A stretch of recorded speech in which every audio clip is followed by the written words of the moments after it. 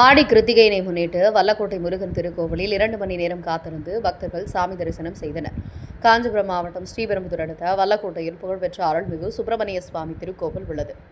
இது அருணகிரிநாதரால் திருப்புகழ் பாடப்பெற்ற தலமாகும். பழமையான இத்திருக்கோவிலில் மாதந்தோறும் கிருத்திகை நாளில் ஆயிரக்கணக்கான பக்தர்கள் வந்து வழிபடுவது வழக்கம்.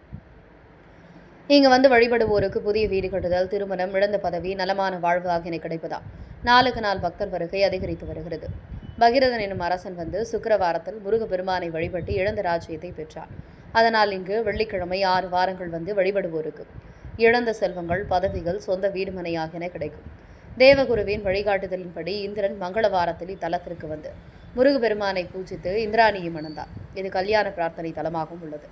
அதனால் 6 செவ்வாய்க்கிழமைகளில் திருக்கோவிலுக்கு வந்து மாலைகள் சாற்றி முருகப்பெருமானை பூஜிப்பவர்களுக்கு விரைவில் திருமணம் கைகூடும்.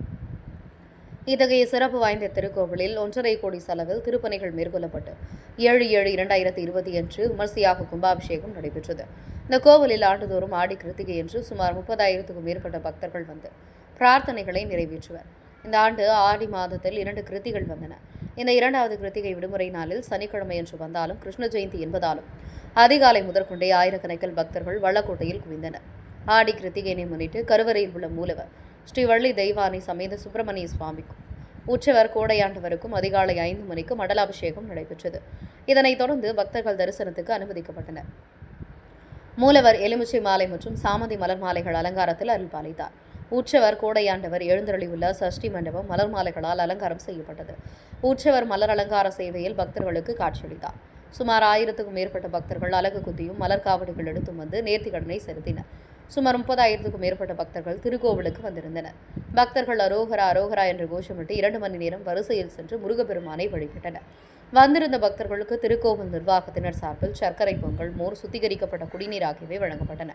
பக்தர்கள் சுவாமி தரிசனம் செய்திட கியூ லைன் வரிசையும் நிழல் பந்தலும் அமைக்கப்பட்டு இருந்தது.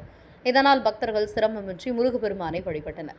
உற்சவ ஏற்பாடுகளை இணை ஆணையர் திரு சி குமரதுரை, உதவி ஆணையர் திரு ஆர் கார்த்திகேயன் ஆகியோர் அறிவுரைப்படி திருக்கோவில் நிர்வாக அதிகாரி சோ செந்தில்குமார், அறங்காவலர் குழு தலைவர் ஜா செந்தில் தேவராஜ், அறங்காவலர்கள் த விஜயகுமார், கலைசெல்வி, கோபால், மோகான கிருஷ்ணன், செல்வகுமரன் ஆகியோர் செய்திருந்தனர்.